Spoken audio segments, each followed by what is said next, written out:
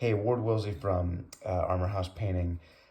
Whenever you're choosing colors, one of the best things that you can do, especially for an exterior of a house, if you're trying to just repaint the same colors or recapture the same colors you have, which there's a million reasons you might want to do, is think about, even if it's not the exact same color, choosing a really popular color to repaint your house with, because that gives a lot of options. I'll give you an example. I was in Sherwin-Williams yesterday, and there's a gentleman that I often see in there going from card to card, frustrated look on his face, trying to pick out his color. I asked him what was going on. I said, my painters are painting my house, and the color they're saying the house is just totally wrong.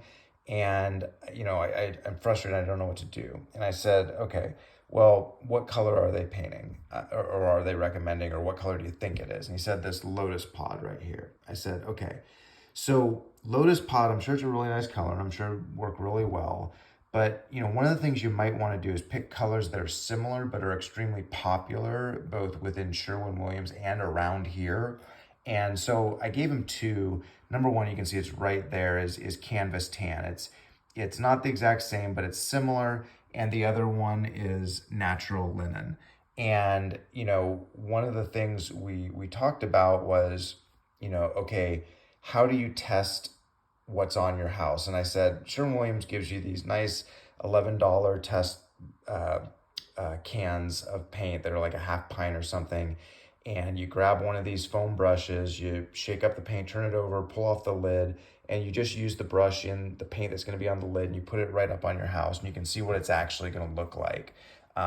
And he was good with that, and he ended up really liking natural linen when we talked more about it. And then we talked about some trim options that go along with it.